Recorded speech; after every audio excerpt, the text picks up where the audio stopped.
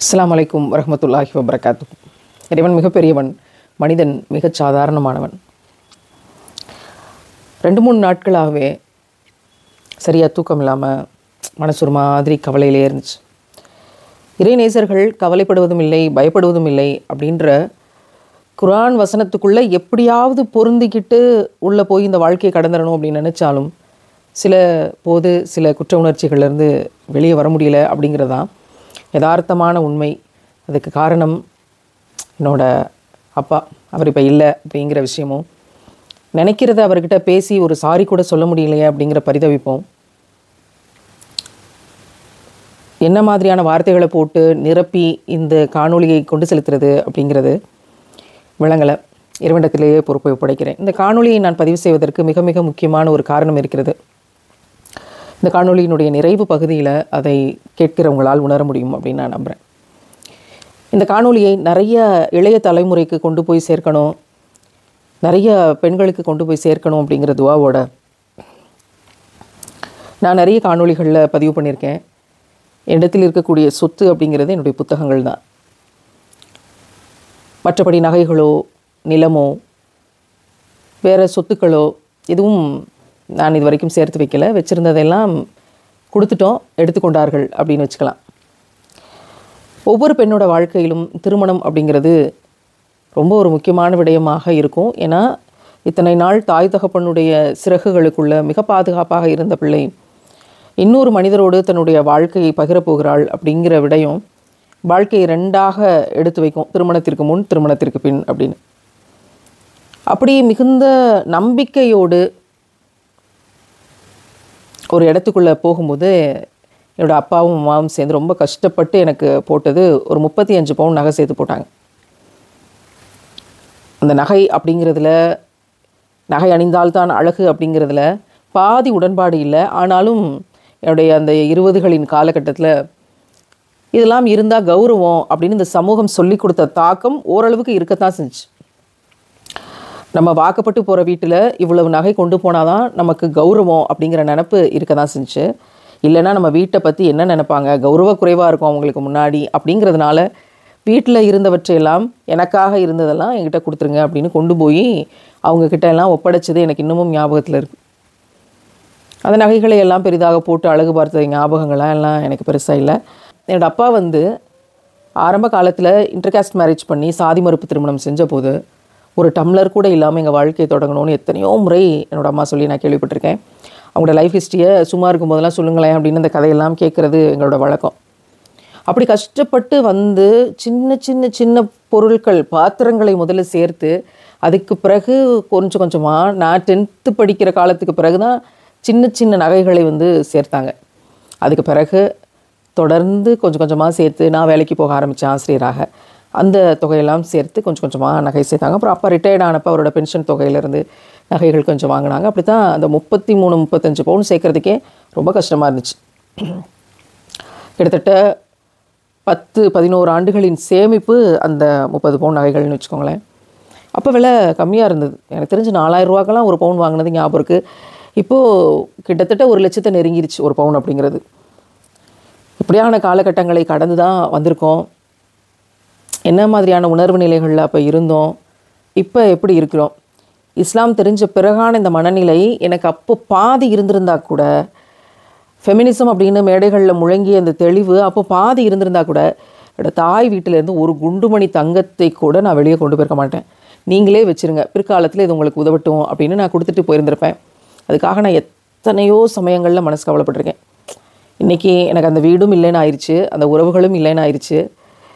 எதுவும் இல்லைன்னு ஆனதுக்கு பிறகு அந்த வீடோ அந்த நிலமோ என் பேரில் நான் எதையும் வாங்க முடியலை. நான் இந்த இடத்துல பெண்களுக்கு சொல்லிக்கிறேன், நீங்கள் திருமணமாகி ஒரு உறவு நிலையில் இருக்கீங்க, நம்முடைய கணவர் தான் அதெல்லாம் வாங்கி போடுறாருன்னு இருந்தாலும் கூட உங்களோட பேரில் உங்களுடைய பங்கை நீங்கள் செலுத்துறீங்கன்னா உங்களுடைய பேரில் அதை பதிவு பண்ணுங்கள். நாளைக்கு ஒரு பிரச்சனைன்னு வந்தால், இறைவன் பாதுகாக்கட்டும், ஒரு பிரச்சனைன்னு வந்தால் அது உங்களுக்கும் உங்கள் பிள்ளைகளுக்கும் உதவும். பார்த்தீங்களா, நாங்கள் கஷ்டப்பட்டு அப்படின்னு உழைச்சி இந்த 11 ஆண்டு கால சேமிப்பும் எங்களுக்கு பயன்படாமல் போயிடுச்சு. பிறகு அதுக்கான போராட்டங்களை நம்மளால் முன்னெடுக்க முடியல. எனவே உங்களுடைய நகைகள், உங்களுடைய தொகை, உங்கள் தாய் தகப்பன் உங்களுக்கு கொடுத்தது அப்படிங்கிற விஷயம் நீங்கள் உங்களுக்காக சேமிப்பு பண்ணி பாதுகாப்பு பண்ணி வச்சுக்கோங்க. அது ஒரு சொத்தாக மாறுகிற போது உங்கள் பேரில் அதை செஞ்சு வைங்க. அது ஒரு செக்யூரிட்டி. நம்ம அப்படிலாம் நினைக்கல. யார் வாங்கினா என்ன, யார் செஞ்சால் என்ன அப்படின்னு தான் அப்பையும் நினச்சோம். சுற்றிய துரோகங்களும் ஏமாற்றங்களும் அப்படிங்கிறது வழி நெடுக பார்த்துக்கிட்டு இருக்கோம். ஏமாற்றக்கூடாது அப்படிங்கிறதுல எந்த அளவுக்கு நம்ம கவனமாக இருக்கணுமோ, ஏமாந்துடக்கூடாது அப்படிங்கிறதுலையும் சில இடத்துல நம்ம கவனமாக இருக்கணும் அப்படிங்கிறது வாழ்க்கையினுடைய மிக நீண்ட தொலைவுக்கு பிறகு தான் எனக்கு கிடச்சிச்சு நான் நினைக்கிறேன். அன்பை தேடி மட்டும்தான் ஓடிக்கிட்டு இருந்தோம். அந்த அன்பு நாம் நினச்ச மாதிரி நமக்கு கிடைக்கவே இல்லையா அப்படின்னா நமக்கு இம்மையில் அந்த நசீபை இறைவன் தரலை. ஆனால் அதுக்கான போராட்டத்தை போராடி பார்த்துட்டோம். அப்போ அதற்கான தோல்வியை ஒப்புக்கொண்டு கடைசியில் நிலைக்கக்கூடிய அன்பு என்பது இறைவனின் மீதான அன்பு தான் அப்படிங்கிற ஒரு நிம்மதியை இறைவன் தந்துட்டான். அதில் திருப்தி அடையக்கூடிய உணர்வை தந்ததுனால இப்போ ரொம்ப சந்தோஷமாக தான் இந்த காணொலியை நான் பகிர்றேன். அந்த இறைவன் எனக்கு கொடுத்த அருட்கொடைகளினுடைய அளவீட்டில் அப்படி கஷ்டப்பட்டு நகை சேர்த்து கட்டி கொடுத்து அப்படின்னு வந்தபோது அந்த நகையை என்னுடைய திருமணத்துக்கு பிறகு நான் வாங்கி கொண்டு போய் போன இடத்துக்கு கொடுத்தாச்சு. கொடுத்த நகைகளையும் விற்றாச்சு, வீடும் கட்டியாச்சு. பிறகு நம்ம அங்கேருந்து பிரிஞ்சு வந்துட்டோம். நமக்கு எதுவுமே அதில் நசீபு இப்போதைக்கு இல்லை அப்படிங்கிற நிலைமை வந்துருச்சு. அப்போ என்னோடய அப்பா கடந்த ஆண்டு மரணிக்கிறார். அவர் கடைசியாக 5 ஆண்டுகள் அவருக்கு தன்னையே யாருன்னு தெரியலை அப்படிங்கிற ஒரு நிலைமை இருந்துச்சு. வயது மூப்பின் காரணமாகவும் இருக்கலாம், ரொம்ப ஸ்ட்ரெஸ் காரணமாகவும் இருக்கலாம், பல காரணங்கள் சொல்லப்படுது. ஏதோ ஒரு காரணம் தன்னைத்தானே யாருன்னு அறியாத முடிய நிலைமையில் அவருக்கு வாழ்க்கை கடந்து போயிட்டார். ஒரு காலகட்டத்தில் அம்மாவோட கழுத்து கவரிங் செயின் போட்டு கிடக்கு. அது அலர்ஜி ஆகி கழுத்து அலர்ஜி ஆகும்போது பவுட்ரு அதிகமாக போட்டுட்ருப்பாங்க. ஆனால் அம்மாவோட கழுத்து இப்படி இருக்கேன்னு சொல்லி கஷ்டப்பட்டு கொஞ்சம் காசு சேர்த்து அவங்களுக்கு ஒரு செயின் வாங்கி கொடுத்தேன். காலம் கழித்து பார்த்தா அதை அவங்க பிள்ளைக்காக அவங்க தந்துடுறாங்க.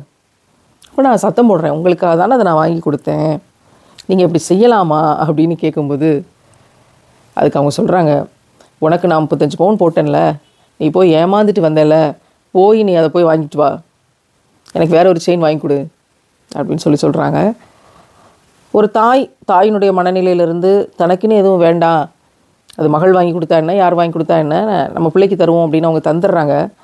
ஆனால் அவங்க கேட்ட கேள்வி எனக்குள்ளே ஒரு பெரிய ஆணி அடித்த மாதிரியான விஷயமாக தான் இருக்குது. நீ எல்லாத்தையும் வீட்டிலேருந்து வாரி சுருட்டிக்கிட்டு தானே போன அப்படிங்கிற கேள்வி எத்தனை மகள்கள் கேட்டிருப்பாங்க, எத்தனை தாய்கள் சொல்லியிருப்பாங்க இந்த பூமியில், இந்த நிலத்துலன்னு எனக்கு தெரியும். நாங்கள் இந்த பிரச்சனைகளை எல்லாம் சமூகத்தில் நிறைய கேட்டுக்கிட்டு இருக்கோம், நிறைய உள்வாங்குகிறோம், கவனிக்கிறோம். நம்மை நோக்கி அந்த பிரச்சனைகள் கவுன்சிலிங்காக வருது, எல்லாவற்றையும் கேஸ் ஹிஸ்ட்ரியாக பார்த்துக்கிட்டு தான் இருக்கோம். அன்றைக்கு எனக்கு விழிப்புணர்வு இருந்திருந்தால் இந்த நகைகளை நம்ம கொண்டு போயிருக்க மாட்டோம். இன்றைக்கி நான் பிறந்தப்போயே ஒரு பெண் பிள்ளை அப்படிங்கிறதுனால எங்கள் அம்மா ஒரு விதமான விரக்தி, பொம்பளை பிள்ளை பிறந்துருச்சு அப்படின்னு. ஆம்பளை பிள்ளை பிறக்கும்போது பெரிய சந்தோஷம், ஆம்பளை பிள்ளை பிறந்துருச்சுங்கிற மன நிறைவு, திருப்தி, கொண்டாட்டம். ஒரு கண்ணில் வெண்ணெய் ஒரு கண்ணில் சுண்ணாம்புன்னு சொல்கிற மாதிரியான பல சுச்சுவேஷன்ஸை நான் லைஃப்பில் பார்த்துட்டு இருக்கிறேன். அப்போது இன்றைக்கி இப்படி சொல்லிட்டாங்களே, அவங்களுக்காக நம்ம ஒன்று செய்கிறோம், இப்படி சொல்லிட்டாங்களே அப்படிங்கும்போது நீ தானே போய் ஏமாந்துட்டு வந்த.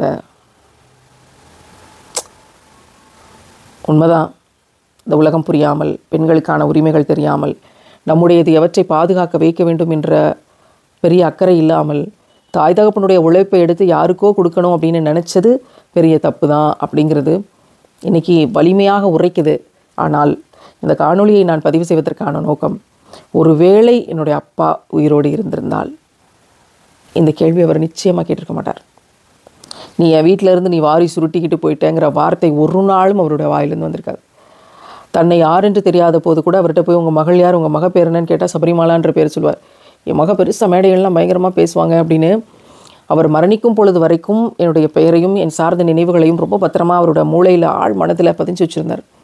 அப்போ எவ்வளோ தூரம் என்னை நேசிச்சிருக்கணும், எவ்வளோ தூரம் என்னை பற்றியே அவர் யோசிச்சுட்டு இருக்கணும், எவ்வளோ தூரம் எனக்காக எல்லா தியாகத்தையும் பண்ணியிருக்கணும், எவ்வளோ தூரம் எனக்கான ஸ்பேஸ் அவரோட வாழ்க்கையில் கொடுத்துருக்கணும்னு நினைக்கும்போது இனி ஒரு மனிதர் அப்படி இந்த உலகத்தில் இருக்க முடியுமா?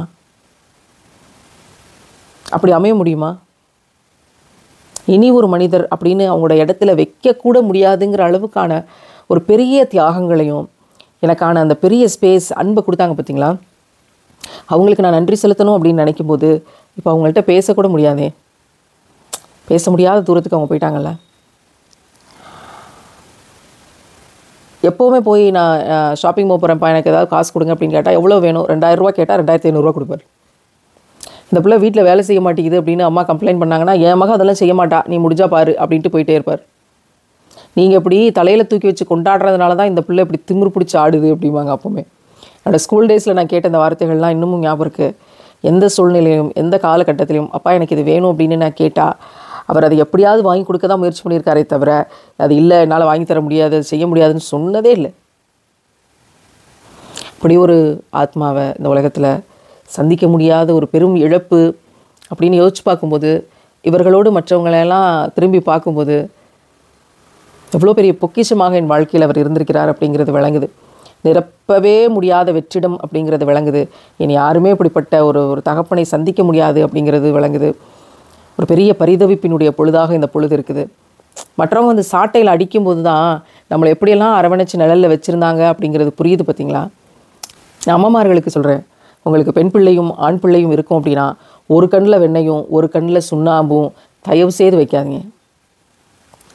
இத்தனைக்கும் நான் படித்து வேலை செஞ்சு எவ்வளவோ தாய் தகப்பனுக்காக உழைச்சி கொடுத்தோம், வீட்டுக்காக எவ்வளவோ செஞ்சோம், அவங்களுடைய கடன்களை எல்லாம் பிற்காலத்தில் அடைக்கிற ஒரு நிலைமைக்கு வந்தோம். இறைவனுக்கு அதுக்காக நான் நன்றி செலுத்துகிறேன். இதெல்லாம் எதை செய்தாலும் தாய் தகப்பன் நமக்காக செஞ்ச விஷயங்களுக்கு நிகராகுமா, பகரமாக வைக்க முடியுமான்னா வைக்க முடியாது. அது எனக்கு மிக தெளிவாக இருந்தாலும் ஏதோ ஒரு வகையில் என் கடமை செய்வதற்கு இறைவன் எனக்கு வாய்ப்பை தந்திருக்கிறான்ங்கிறதுல கொஞ்சம் மாறுதல் அடைகிறேன்.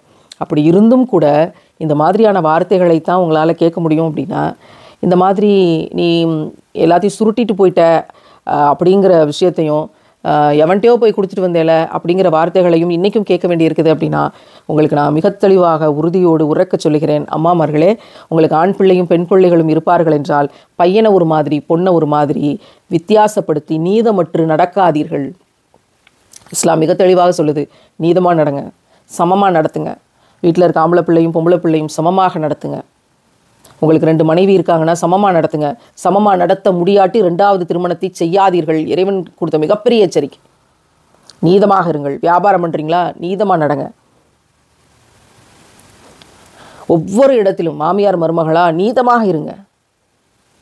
இவங்களுக்கு கொடுக்க வேண்டிய உரிமை, அவங்களுக்கு கொடுக்க வேண்டிய உரிமை, நீதமாக நடங்கள். நடுவில் கணவன் இருக்காருன்னா இந்த பக்கம் மாமியார், இந்த பக்கம் பெத்த தாய், இந்த பக்கம் கட்டிய மனைவினா நீதமாக நடக்க தெரியணும். அன்பையும் பாசத்தையும் சமமாக கொடுக்க தெரியணும். ஒரு பக்கம் சாஞ்சு போயிடுறது அப்படிங்கிறது எவ்வளோ பெரிய வலி. அப்படி ஒரு பக்கம் சாஞ்சு போயிடும்போது எவ்வளவு வலிக்குங்கிறதுனால தான் இறைவன் சொல்கிறான், உங்களால் நீதமாக இருக்க முடியவில்லை என்றால் நீங்கள் இதை செய்யாதீங்க. அப்படி ஒரு சந்தோஷம் உங்களுக்கு தேவையே இல்லை அப்படின்னு சொல்கிறான். அல்லாவுக்கு அஞ்சிக் கொள்ளுங்கள். உங்களால் நீதமாக இருக்க முடியாது அப்படின்னா அல்லாவுக்கு அஞ்சிக் கொள்ளுங்கள், கடுமையான நரகத்தை வச்சுருக்கிறேன் அப்படின்னு எச்சரிக்கை செய்யக்கூடிய விடயங்கள் இன்றைக்கி நம்ம கண்ணில் இறைவன் காட்டிட்டான். எத்தனை பேருக்கு இது தெரியாமல் இருக்குல்ல? எனவே உங்களுடைய பெண் பிள்ளைகளையும் ஆண் பிள்ளைகளையும் சமமாக நடத்துங்கள். உங்களோட அன்பையும் பாசத்தையும் அவங்களுக்கு சமமாக கொடுங்க. ஒருவேளை உள்ளம் ஒரு பக்கம் சாஞ்சு கிடக்கு அப்படின்னா கூட நீங்கள் செய்யக்கூடிய வாங்கி கொடுக்க வேண்டிய பொருட்கள், எடுத்து கொடுக்க வேண்டிய கல்வி, அவர்களுக்கு செய்ய வேண்டிய விடயங்கள், வாங்கி கொடுக்க வேண்டிய உடைகள், உங்களுடைய கண்ணுக்கு முன்னாடி இருந்து நீங்கள் இப்போ இந்த உலகம் சம்மந்தப்பட்டதை பிரித்து கொடுக்குறீங்களா, அவற்றிலாவது நீதமாக இருங்க. அப்படி இருக்க முடிய மாட்டேங்குதுல்ல இந்த உலகத்தில். இருக்கலாம், எப்படி வேணாலும் இந்த உலகம் தன்னை மறந்து போகலாம். இந்த காணொலி யங்ஸ்டர்ஸ் பார்க்குறீங்க அப்படின்னா உங்களோட தாய் தகப்பனை எப்போதும் கண்ணியப்படுத்துங்க. அவங்க உயிரோடு இருக்கும்போது தான் அவங்கக்கிட்ட நம்ம பேசுகிறதோ, மன்னிப்பு கேட்குறதோ, அவங்களுக்கு ஒரு செருப்பு வாங்கி கொடுக்குறதோ, சட்ட துணிமணி வாங்கி கொடுக்குறதோ, அவங்களுக்கு பிடிச்ச பொருளை சாப்பிட்றதுக்கு வாங்கி கொடுக்குறதோ, அவங்கள வெளியே கூட்டிகிட்டு போய் ஒரு ரவுண்ட் அடிச்சுட்டு வர்றதோ. நம்ம சின்ன பிள்ளையாக இருக்கும்போது எவ்வளோ ரவுண்ட் அடிச்சிருப்பாங்க. நம்மளை படிக்க வைக்கிறதுக்காக எவ்வளோ ரவுண்ட் அடிச்சிருப்பாங்க. நம்ம வாழணுங்கிறதுக்காக அவங்க எவ்வளோ ரவுண்ட் அடித்து வேலை செஞ்சுருப்பாங்க. அவங்களுக்கு வயசாகும்போது ஒரு ரவுண்ட் அடித்து அவங்கள வெளியே ஒரு ட்ரிப்பு கூட்டிகிட்டு போய் சும்மா கடைக்கு போய் ஒரு காஃபி குடிச்சிட்டு ஒரு சின்ன ஸ்நாக்ஸ் சாப்பிட்டுட்டு அவங்களுக்கு பிடிச்ச மாதிரி, இதெல்லாம் அவங்க உயிரோடு இருக்கும்போது தான் முடியும். எப்போ வேணால் மரணம் யாருக்கு வேணால் வரலாம். எனவே இளைஞர்கள், இளைஞிகள், 30களில் இருக்கக்கூடியவங்க, உங்கள் தாய் தகப்பன் உயிரோடு இருக்காங்க அப்படின்னா தயவு செய்து அவங்களுக்கான டைம் கொடுத்து மன்னிப்பு கேட்கணுன்றதான் மன்னிப்பு கேட்டு அவங்க உள்ளம் குளிர உங்கள் வாழ்க்கையில் ஒரு ஸ்பேஸை எடுத்துருங்க. இன்றைக்கு என்னுடைய வழி யாருக்கும் வரக்கூடாது அப்படின்னு நான் அதிகமாக பிரார்த்தனை செய்கிறேன். என்னுடைய பரிதவிப்பில் வேறு எந்த பெண்ணும் இருக்க வேண்டாம் அப்படிங்கிறது என்னுடைய துவா. எந்த அம்மாவும் ஆண் பிள்ளை ஒரு மாதிரியும் பெண் பிள்ளை ஒரு மாதிரியும் நடத்த வேண்டாம் அப்படிங்கிறது எங்களுடைய கோரிக்கை. மனசு அன்புக்கு ஏங்காத மனசு இந்த உலகத்தில் யார் தான் இருக்கிறா? அன்பு என்பது இந்த உலகத்தில் எந்த உறவிடமிருந்தும் கிடைக்காது. அது நிரந்தரமில்லை, அது தூய்மையானதாக இல்லை. எல்லா அன்புமே ஏதோ ஒரு எதிர்பார்ப்போடு தான் இருக்குது. இறைவனுடனான நம்முடைய அன்பு மட்டும்தான் கலப்படம் இல்லாமல் ஒரு பெரிய வெளிச்சத்தை நோக்கி, நிம்மதியை நோக்கி இருக்க முடியும். அப்படிங்கிறத விளங்குறதுக்கு 40 வயசு ஆயிடுச்சு பார்த்தீங்களா? இதுக்குள்ளே நாம் தொலைத்த பக்கங்களை இனி திருத்தி எழுத முடியாதல்லவா?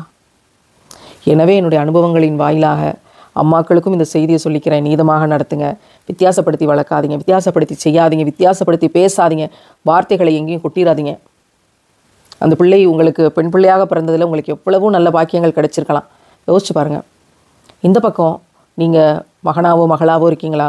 உங்கள் தாய் தகப்பன் அவங்க உயிரோடு இருக்கும்போதே அவங்கள கண்ணியப்படுத்துங்க, சந்தோஷப்படுத்துங்க. அவங்கள்ட்ட மன்னிப்பு கேட்கணும்னா மன்னிப்பு கேட்டுருங்க. அவங்களுக்கான ஸ்பேஸை கொடுங்க, அவங்களுக்கான டைமை கொடுங்க. எந்த சூழ்நிலையிலும் அவங்க மனசு உங்களால் கஷ்டப்பட்டு கண்ணீர் வடிக்கிற சுச்சுவேஷனை உருவாக்காதீங்க. இந்த காணொளி யாருக்காவது பிரயோஜனப்பட்டு எங்காவது யாராவது ஒரு தாய் தகப்பன் நிம்மதியாக இருக்க முடியும் அப்படின்னா, அவங்களுக்கான சந்தோஷம் இந்த உலகத்தில் கிடைக்கும் அப்படின்னா, அவங்களோட மகனோ மகளோ உள்ளம் திருந்த முடியும் அப்படின்னா, ஏதோ ஒரு தாய் நீதமாக நடக்க முயற்சி செய்ய முடியும் அப்படின்னா, நான் இறைவனுக்கே எல்லா நன்றியும் செலுத்துகிறேன். என்னுடைய துவாக்களை அவன் கபூல் செய்தான் அப்படிங்கிறதுக்காக அதிகமாக அவனுக்கு நன்றி செலுத்துகிறேன். அஸ்ஸலாமு அலைக்கும் வரஹ்மத்துல்லாஹி வபரகாத்துஹு.